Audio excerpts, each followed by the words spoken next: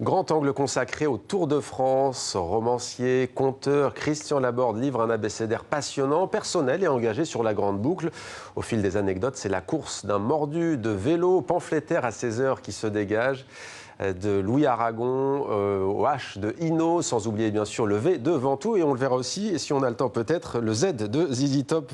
Bonsoir Christian Laborde. Bonsoir. Soyez le bienvenu sur TV5 Monde. Alors le peloton a quitté la Belgique pour la France aujourd'hui, une édition très ouverte, d'autant plus que plusieurs grands noms manquent à l'appel. Tiens, peut-être avant de voir les pronostics et comment en parle notre partenaire France 2, vous étiez à Bruxelles ce week-end. Quelle était l'ambiance? Une ambiance folle, une joie populaire telle qu'on la rencontre d'ailleurs en France aussi durant le mois de juillet. Mais là, vraiment, la ville s'était emparée du Tour, et s'était emparée du Tour autour de son champion, parce que Merckx était absolument partout dans Bruxelles. Ouais. Les posters immenses, enfin, c'était démesuré, à l'image d'ailleurs du champion démesuré qu'il est. Ouais. Et ben on va en reparler d'Eddy Merckx, puisque vous en parlez bien entendu dans votre abécédaire. Mais d'abord donc, les pronostics, tout est ouvert, tout est jouable, d'autant plus, je vous le disais, qu'il manque beaucoup de grands noms du cyclisme. Regardez. Pas de 5e victoire en vue, Chris Froome a lourdement chuté en reconnaissance du chrono du Dauphiné. Le quadruple vainqueur de la Grande Boucle est le grand absent de ce Tour de France.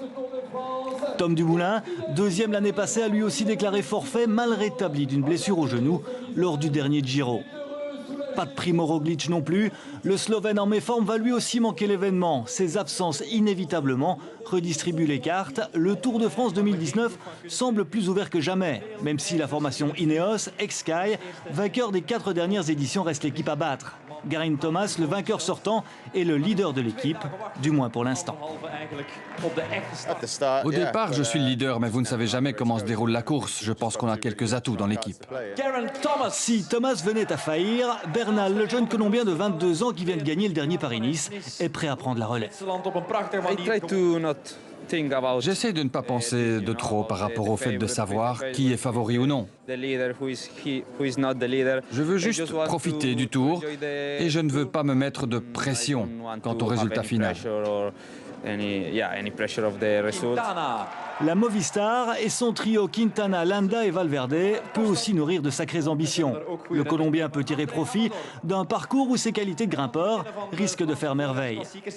Parmi les favoris, il faut aussi citer Vincenzo Nibali, vainqueur en 2014, ou encore Bardet et Pinot qui rêvent de succéder à Bernard Hinault, dernier Français à s'être imposé sur les Champs-Élysées en 85.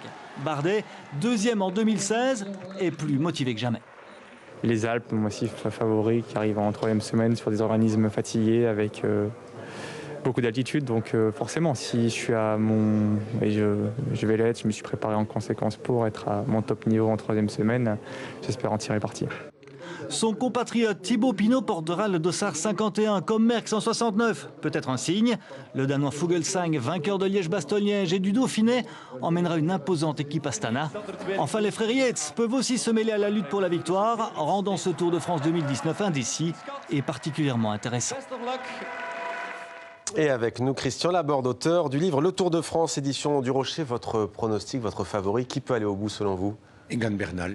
Je pense que là, évidemment, l'équipe Ineos tient un coureur colombien extraordinaire. Il est époustouflant en montagne. Le Tour cette année, beaucoup d'étapes de montagne. Ouais. Et vu qu'il grimpe les cols comme les grimpait Roberto Heras ou bien son compatriote Herrera, ou plus près de nous, Marco Pantani, je crois que là, il y a sûrement le vainqueur. D'autant qu'il vient de remporter le Tour de Suisse et également, je pense, Paris-Nice. Ouais. Il est très jeune et très en forme. Pourquoi est-ce que les francophones, notamment les Français, ont du mal à regagner ce Tour, selon vous? Écoutez, on vient de voir l'excellent coureur Romain Bardet. Et on le situe parmi les outsiders, comme Fuglsang. Quelle est la différence entre Fuglsang et Bardet? C'est que Fuglsang a lui-même une équipe puissante. Ouais. On ne gagne pas seul le Tour de France, on le gagne avec une équipe. Et ce n'est pas médire de l'équipe des équipiers qui entourent Bardet, ils font leur travail. Mais il manque, on l'a vu déjà hier, il manque vraiment beaucoup de force à cette équipe pour entourer et encourager et aider Bardet pendant 3 semaines. Ouais. L'histoire, c'est 3 semaines. Comment est née votre passion pour le vélo et le cyclisme? On vous voit en parlant que c'est presque viscéral. Oui, c'est viscéral, c'est né dans la cuisine de mon enfance. Le soir à table, mon père racontait, c'était un formidable conteur, et il ne racontait que des histoires du Tour de France. Si bien qu'à l'âge de 7-8 ans, j'écoutais ces noms merveilleux qui étaient ceux de Bartali, de Coppi, également Charles Gaulle, Federico Bahamontes. J'écoutais ces noms magiques qui émerveillaient mon père lui-même d'ailleurs, et qui m'émerveillaient à moi aussi. Et l'été venu, on allait dans le col du Tourmalet, et là, je les voyais passer. C'est-à-dire que Federico Bahamontes, dont il me disait qu'il était l'aigle de Tolède en montagne, je l'ai vu dans le col du Tourmalet, et effectivement, il volait dans le col, Federico Martin Bahamontes. Alors, vous traversez différentes disciplines, hein. Ça peut aller de la gastronomie, ça peut aller à la nature, ça peut aller aux auteurs, aux écrivains. Prenons par exemple aussi aux peintres, prenons par exemple le peintre Salvador Dali. Alors, il aimait le chocolat, mais pas seulement, il aimait beaucoup la grande boucle, au point de dire qu'il ressentait une sorte de déprime quand c'était fini. Absolument, il peignait en écoutant avec le transistor allumé, et il écoutait les comptes rendus de Georges Briquet.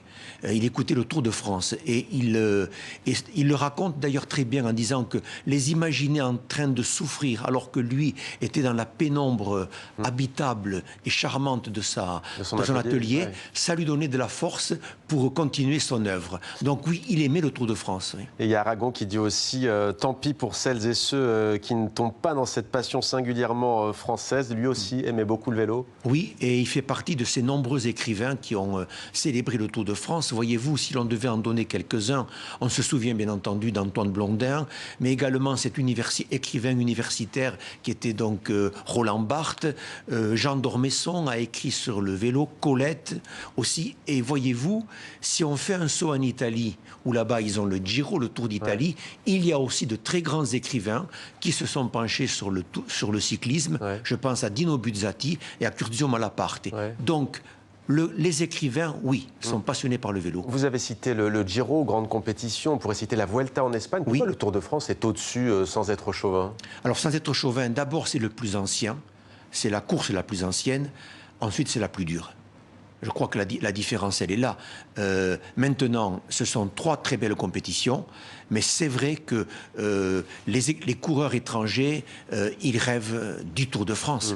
Il faut gagner le Tour, et c'est devenu c'est la course, je répète, la plus dure, la plus spectaculaire, avec le maximum de coups de Trafalgar ou de changements de, voyez, de... Il y a l'arrivée aussi des Champs-Élysées aussi, qui alors ensuite, le prestige. Oui, alors bien entendu, ça c'est pour la carte postale. Mais j'avoue que... c'est pas votre étape préférée. Non, parce que c'est vraiment... je veux dire, les temps sont pris, le podium est fait, et donc c'est plus un défilé qu'une course. On les voit d'ailleurs trinquer parfois. Hein, voilà. Mais c'est vrai que c'est la grande compétition. Alors, il y a aussi dans votre livre des visages qu'on connaît peut-être moins pour le grand public. Prenons Zahaf Abdelkader, qui est né à Chebli, en Algérie, en 1917. Alors, lui, il était totalement acclamé dans ce qu'on appelle les lacets. On imagine qu'on est dans les Alpes, par exemple, ou dans les hautes montagnes. Il est acclamé dans les Alpes, et parce qu'il est devenu célèbre, tout à coup. Et il est devenu célèbre lors d'une étape qui s'est disputée dans le sud-est, où il a fini la course, enfin, il était échappé, et puis s'est écroulé au pied d'un arbre. Et donc là, les gens l'ont entouré, ont vidé leur gourde de vin sur lui. Au bout de quelque temps, il s'est relevé. Il est remonté sur son vélo, mais il est parti dans le sens inverse de la course.